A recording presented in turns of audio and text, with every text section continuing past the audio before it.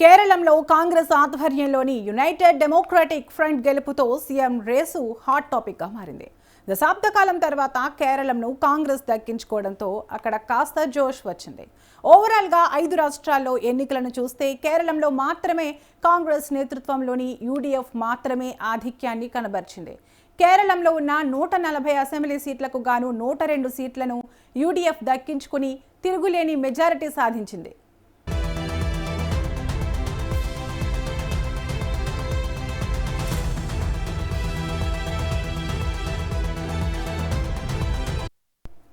కాంగ్రెస్ ఎక్కడైనా అధికారంలోకి వచ్చిందంటే సీఎం రేస్ కోసం తీవ్రమైన పోటీ ఉంటుంది.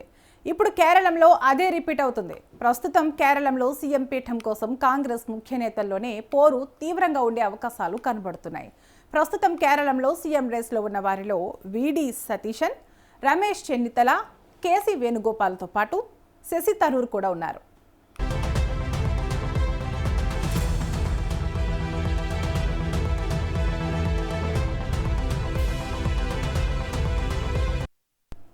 ఇప్పుడు కాంగ్రెస్ ఎంపీ శశి థరూర్ వ్యాఖ్యలు చర్చకు దారితీశాయి. ఇప్పటి వరకు 3 మాత్రమే సీఎం రేస్లో ఉన్నారనుకుంటే ఇప్పుడు శశి థరూర్ సైతం ఆ జాబితాలో చేరిపోయారు.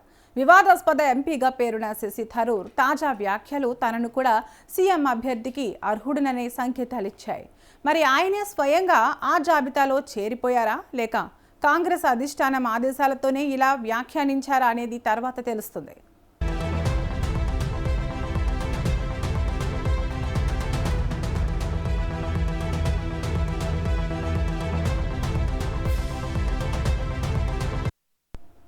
ప్రస్తుతానికి 4 అభ్యర్థులు సీఎం రేసులో ఉండగా ఇంకా ఎవరైనా వచ్చి ఆ జాబితాలో చేరిపోయినా ఆశ్చర్యపోనక్కర్లేదు. తుది నిర్ణయం హైకమాండ్దే అని శశి థరూర్ వ్యాఖ్యానించడం కూడా ఆసక్తికరంగా మారింది. హైకమాండ్ దగ్గర శశి థరూర్ మంచి మార్కులు ఉన్నాయా అంటే అది పూర్తిగా అవునని చెప్పలేం. సందర్భం వచ్చిన ప్రతిసారి ప్రధాని మోదీకి జై కొట్టే శశి థరూర్ కాంగ్రెస్ జాతీయ నేత రాహుల్ గాంధీ కోపానికి తరచూ గురవుతూ వస్తూనే ఉన్నారు.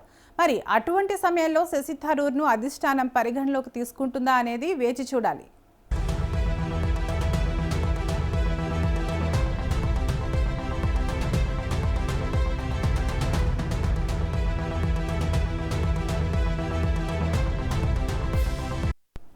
కేరళంలో కాంగ్రెస్ విజయం సాధించడంలో వీడి సతీశన్ది కీలక పాత్ర.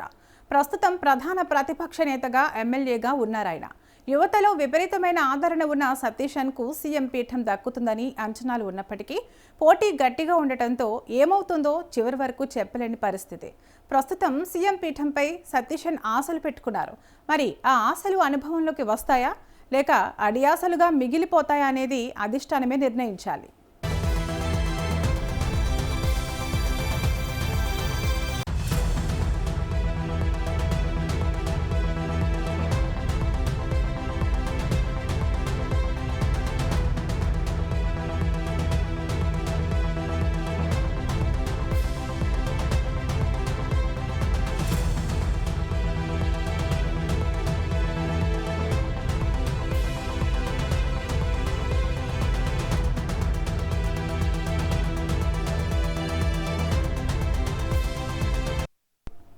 కేరళం కాంగ్రెస్లో సీనియర్గా పేరున్న రమేష్ చెన్నితలకు విశేషమైన రాజకీయ అనుభవం ఉంది.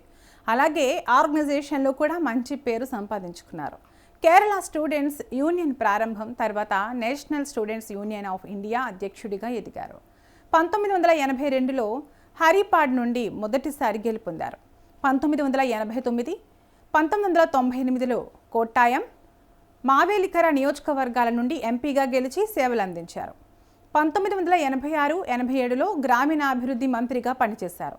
2005 నుంచి 2014 వరకు కేరళ ప్రదేశ్ కాంగ్రెస్ కమిటీ అధ్యక్షుడిగా ఉన్న ఆయన 2014 నుంచి 2016 వరకు హోమ్ అండ్ విజిలెన్స్ మంత్రిగా పనిచేశారు.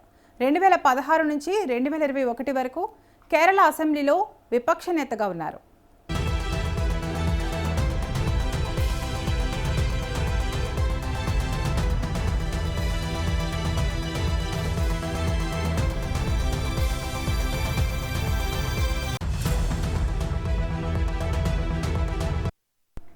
కేరళలో సీనియర్ కాంగ్రెస్ నాయకుడు కేసీ వేణుగోపాల్ ప్రస్తుతం ఆయన లోక్సభ సభ్యుడిగా ఉన్నారు. మరియు 2026లో యూడీఎఫ్ ఘన విజయం సాధించిన తర్వాత ముఖ్యమంత్రి అభ్యర్థులలో ఒకరిగా పరిగణించబడుతున్నారు.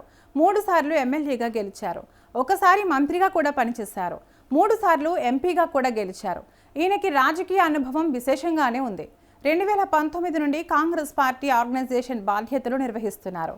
కాంగ్రెస్ అధినాయకత్వానికి అతి దగ్గరగా ఉండే వేణుగోపాల్ అంటే హైకమాండ్కు బాగా నమ్మకం ఎక్కువ.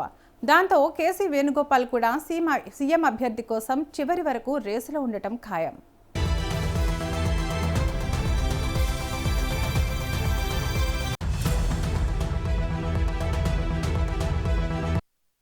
ప్రస్తుతానికి ఈ 4 మాత్రమే సీఎం రేసులో ఉన్నారు. మరి ఇంకెవరైనా పోటీకి వచ్చినా ఆశ్చర్యపోనక్కర్లేదు.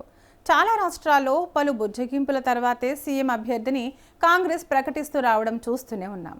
ఇప్పుడు ఇంకా ఎవరైనా తాను కూడా సీఎం అభ్యర్థినేనని పోటీకి వస్తే మాత్రం అధిష్టానానికి తలనొప్పులు తప్పవు. ఏది ఏమైనా కేరళంలో కాంగ్రెస్ విజయం సాధించింది కాబట్టి ఆ పార్టీ ఇప్పుడు విజయోత్సవ మూడ్లో ఉంది. రేపటి నుంచి సీఎం కుర్చీ కోసం రేసు మొదలవడం ఖాయమని రాజకీయ విశ్లేషకుల మాట. Discussion with the screening committee at the ICC office, and the screening committee will submit the names to the Central Election Committee, and they will finalize. Further discussion we will have in Kerala. Sir, what is the criteria of? There are several criteria. Pinnability will be the utmost criteria. Sir, one more thing, we are in the past Malayali people are struggling in this country where Iran. We are very much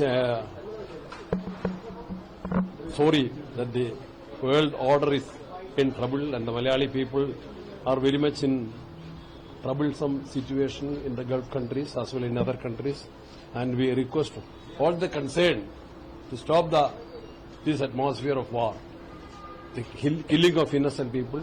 We are very much worried.